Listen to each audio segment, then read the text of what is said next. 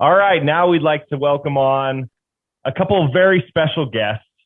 We have Chuck Vogt here. He is the owner of Tahoe Longboards, along with his son Leland, who is, to my knowledge, probably the youngest pro snowboarder over there in the Tahoe area. He just turned 5, and he absolutely shreds the mountain.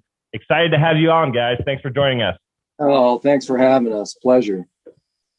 So tell me, Chuck, when was the first time you got Leland on a snowboard, and when did you sort of realize that he had a talent for it? Pretty much right out of the gate, the first day he was 17 months old. And, granted, he'd been pushed around on a skateboard a little bit and did a little bit of carpet training, pulling him around on the snowboard on the carpet. But literally the first day he got on that thing and we slid him, he slid like a top, like spinning both ways and totally centered on his board. It wasn't like he didn't have a direction, whether he was going regular or fakie yet. I mean, he just absolutely had his balance right out of the gate. So I know you love snowboarding a lot. That's sort of your passion. And what's it been like for you personally to watch him enjoy and progress in the sport that you love?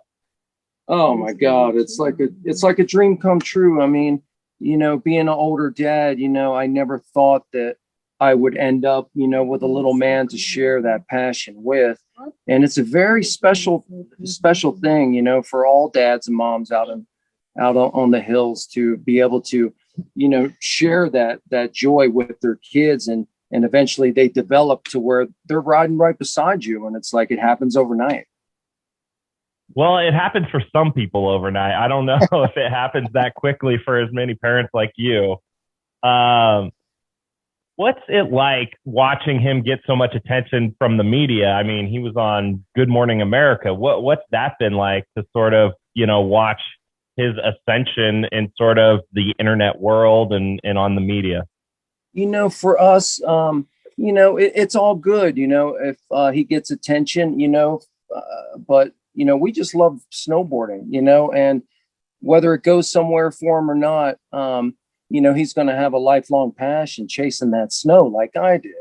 And, you can't really, buy that passion. You can't, it's just such a personal thing, so to see him out there, it's great. And, to see him getting some free gear, which helps the finances a little bit. Yeah, it's awesome. Hey, Leland, what's your favorite part about snowboarding?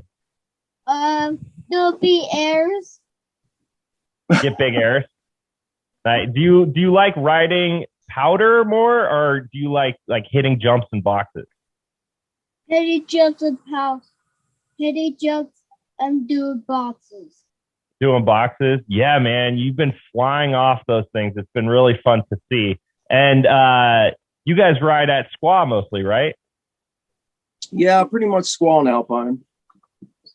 Leland, what's your favorite run at Squaw?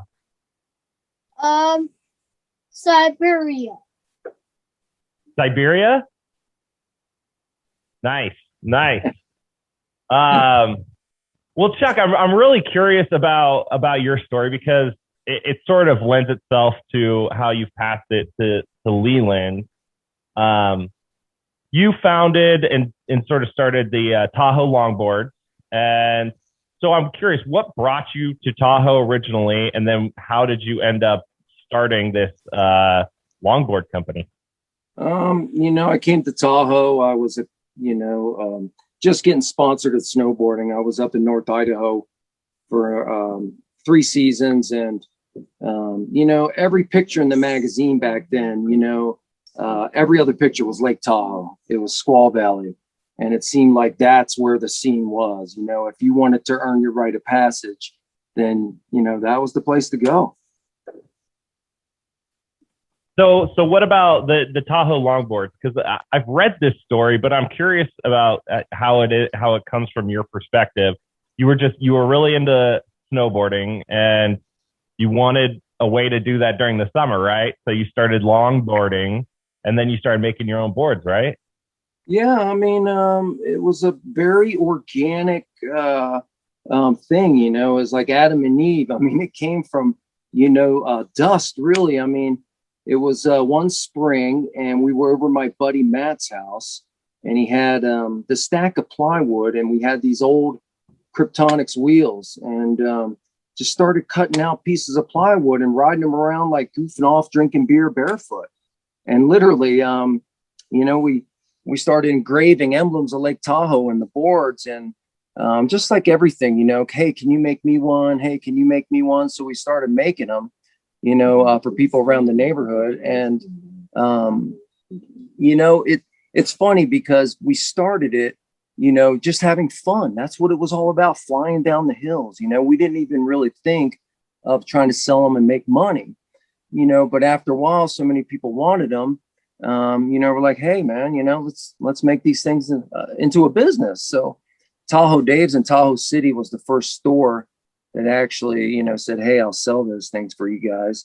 But I tell you, you know, you turn your passion into a business, and then, you know, your passion can become hated at times, you know, because, you know, you started off just having fun, and next thing you know, you're like, how am I going to pay this? How am I going to get that? And you're like, you know, the heck with all that. I just want to ride my longboard down the hill. And so that's how it really began. You know, we were just carving the hills all summer, and it was like back then a new sport for Tahoe. You know, there wasn't really anybody skateboarding down the hills. And it was actually back in the 70s, my good friend who's a photographer in the skateboard industry and snowboard industry, and just a great guy. His name's Michael Chantry.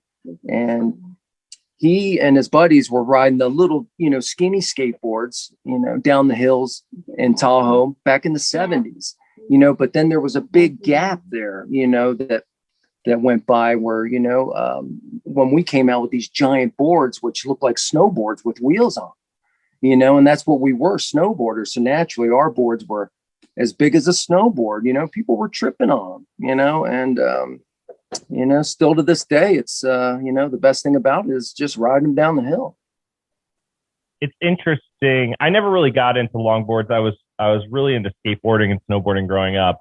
But it's interesting watching the progression of longboarding and how those guys just are crazy these days. I don't know if you get as crazy as some of those guys flying down those hills. What's that been like since, you know, it was sort of, you were into it when it started, and now you're seeing these guys pushing the sport. What's it been like to sort of see everything progress? Well, that's a great question. You know, when all of a sudden, you know, we were riding them for a couple of years, and granted, I grew up, you know, shortboarding. I was riding vert ramps and all that stuff, and that was another thing, you know, why we made the boards. We didn't have any skate parks in Tahoe, and all the roads were rough. There was, you know, nothing to grind on, no curves. So, you know, naturally, you know, we had all these hills, so that's what we rode. But then the sport kind of changed and got all serious, and, you know, they started, you know, wearing leather suits and, you know, these helmets and all that stuff. And it's funny, we used to go to some of the first events. Streets of San Francisco was one of the first events we went to, and that was hosted by Red Bull, right when Red Bull was getting their wings. And, you know, in between the heats, we would come out and walk the nose, hang 10, drinking beers. And the guy running the event would always be yelling at us like, hey, you guys get off the course. So, you know, all of a sudden there was like all these serious dudes looking at us like, you know, we hate those guys, you know? And, you know, to see it get so serious, you know, that wasn't us, you know, we were Tahoe style. And if you know anything about Tahoe, you know, we do it to live, you know, I mean, we're not trying to, you know, really push an agenda or anything. I mean, so yeah, that was a big change, but now it seems like the scene has, went full circle, and a lot of the freestyle and the carefree riding has really come to it. And you see these guys bombing down the hills, like you said, just t-shirts, no pads, you know, they got a helmet on, but that's about it. And, it's crazy, man. I mean, I used to bomb all the hills around Tahoe with my bare feet. They called me the barefoot bomber. And actually made this wingsuit. If you Google barefoot bomber, you'll see it. I made this wingsuit to slow myself down going down Old 40, you know, because being barefoot and just in my surf trunks, you know, that was a feeling that I was looking for, that just fresh air across your whole body, but couldn't figure out how to stop being barefoot and, you know, just in my surf trunks. So I made this wingsuit thing. Yeah, I love what the scene's doing now, because it's come full circle. And now, you know, even shortboarders, I mean, everybody's got a longboard. It's not like longboarders versus shortboarders anymore. It's like everybody skates everything, you know, and if you got a hill, well, then you skate it. Yeah. It's interesting you say that, because you look at skateboarding and snowboarding today, and, you know, there's only so many, like 16, whatever, 1420s and 10, you know, there's only so many spins and flips you can do. And I see a lot of the new people in these sports sort of going back to their roots and getting really stylish with it. And because I think, you know, yeah, it's cool when you're pushing it and you're spinning 100 times around in the air, but at the same time, there is this style that goes along with sort of the lifestyle, right? Like, right. It's been interesting to see, and that's cool that you sort of saw it, you know, full circle. Those San Francisco events, that wasn't on Dolores, was that? You know, I forget what the street was. It might have been Dolores. That was back in 1998, I do believe. They still do the Dolores Hill Bomb every year, and it's like a huge event. You know, I don't think they tell anyone or get any permits, but you know, there's hundreds of people there, and it's really cool to watch.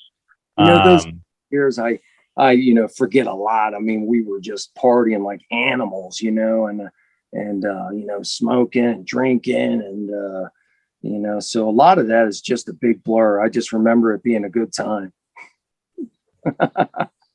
What do you want Leland to take away from the lifestyle, like, you know, of you know, it's sort of snowboarding and skateboarding are sort of, you know, this artistic expression, right? And you don't necessarily have a schedule, and it's sort of a different lifestyle. What do you want Leland to take from it and use, you know, sort of in his life? You know, that's a great question too, because, you know, when you go out there and you chase the money, you know, depending on what kind of money you're chasing, you know, that could just pull you away from, you know, what you really love to do, you know. And a lot of my friends over the years have moved away from Tahoe to, you know, get a real job, so-called real job. But the first thing they do is call me up a year later and say, "Oh my God, I miss Tahoe. You know, are you still snowboarding?" And I'm like, "Yeah, every day," you know. So I just want him to take away from that passion means more than anything. And if you have to make less money to live that passion, well, then so be it, you know, because, you know, the next thing you know, you are 52 years old, and, you know, your athletic ability is going the other way, you know. I mean, everybody's got to make money these days, but, you know, like my mom, you know, taught me, you know, is never give up. You know, it's, if you got a passion, if you do it long enough, you're going to make some sort of living out of it, and your life will be evolved around that passion as long as you don't give up, you know. So that's the biggest thing. You know, I just want him to always have the snowboarding, surf, skateboard lifestyle close to his heart. And if it goes somewhere for him to where he can make a career out of it, then that's a dream job. But if not, and, you know, you're just barely skimming by, but you're skiing every day, well, that skiing has value to it. You know, I mean, a lot of people just don't see that these days, you know? Yeah, I agree. What's it been like to have these sponsors come in? You know, I know, you know, he's not making like Travis Rice, you know, GoPro money or anything, but the free, you know, stuff coming in, what's that been like? Do you think that's because he's sort of gone viral on these different media outlets? You know, it's great. I love seeing his, you know, just in the last couple months, his confidence, you know, as far as snowboarding and being on the hill. You know, I think he can really tell right now that, he's got a special ability within himself. So yeah, to see, that explode, if that's the way we got to make it happen to keep him in the lifestyle, I'm all for it, because snowboarding and skiing is a very, very expensive sport. Skateboarding, piece of wood and four wheel, concrete's everywhere, so yeah, it's great. What's been the response from sort of the locals around there in North Lake Tahoe to his, coming up in the world a little bit? Oh, that's great. People on the lift know him as the Falcon now, The Falcon, so, yeah. They're screaming, Falcon! And, he's got that orange. Wait, I'm sorry to interrupt you. Where does that nickname come from? Oh, you'll love this. We were cruising down to San Clemente to go surf, and Leland was in the back seat. He was 2 years old, and he was yiping like a bird, like screeching. And all of a sudden, like literally, this tractor trailer goes by, and it said Falcon Transportation with a falcon on it. And I literally turned to my wife and I said, the Falcon. And that's where it came from. Nice. No, it fits him perfectly with like the blonde hair and him flying. I love it. So anyway, I'm sorry to interrupt. What were you saying about the local sort of responding to his ascent on the mountain? Oh, they love it. That probably means more to me than any kind of sponsorship is, your approval from your peers. Not that you're looking for it, but when your friends, we've all gotten older, we've all had kids, and to have, my friends, constantly, saying, yeah, Leland's ripping and all that. It makes me feel great as a dad. And, his grandmom, Nana here is so proud of him too. And, that's great because we are a big family in the community, and Squaw Valley, even though it's a worldwide destination place, it's still a very small place when it comes to the local family, so everybody knows him, and I got that orange outfit on him, courtesy of Shred Dog. That's a sponsor here, Shred Dog Clothing. And thanks, Mark, by the way, for everything. And luckily, he had this like bright orange outfit that, looked like a traffic cone. And I said to myself, that's the perfect thing so people don't run into him. Because, little guy that was knee high is flying all over the place. And a lot of people don't look down to see. And, my biggest fear for Leland was getting taken out by, somebody just railing down the mountain, not seeing him. So that was the whole idea about the orange. And then that orange turned into a thing where everybody knows him for it now. How do you decide like what runs to take him on and when he's ready for different challenges? You leave that up to him, or is that something you just try out and go for it? Well, it was up to me, because he was pushing me to take him on stuff that he wasn't ready, I felt. But he pretty much dictates where he wants to go. He's got the awareness now when he's looking at the mountain, when he's going up the lift. He recognizes the terrain ahead and knowing like if it's going to cliff out or, something is on the other side that, he shouldn't be just flying off, But this year, what was your favorite lift this year? Siberia. And what else? Dotos. And Big Blue. Big Blue. What about KT? Yeah. The mothership? Yeah. Yeah. So he started pushing me to take him down KT a lot towards the end of the season. And, it still scares the dickens out of me to think about him taking a tumble in a spot where you can't really slow down if you tumble. And I know he probably can do it, but literally my heart, like all parents, I mean, your heart won't beat out of your chest any harder than when you see your kid in some kind of danger or possible danger, so he's pretty much dictating the pace at this point. Yeah, we had Brandon Beck. I don't know if you know Brandon on this podcast. He writes at Squaw there, and he's got some kids that are a little bit older than Leland, and he said he's so much more afraid to watch them ride than he ever was riding himself. So I think that's like the overwhelming. and then, and then he figured out what his dad, was having to feel when he was doing crazy stuff. So, there you are. Lost you. Oh, gotcha. So that's funny. Leland, let me ask you, buddy, do you have any tricks you want to try here in the future? Yeah, I like bachelor riding, doing drives, and all that fun stuff. You want to do some backside 180s, you said? What else? Some flips? Yeah. What's your favorite? Oh, you want to do some flips? Yeah. Backflips. Oh, yeah. Backflip. Yeah, he was saying to me the other day in the park, Dad, I want to do a backflip. I was like, that's one time I stepped in. I was like, absolutely not.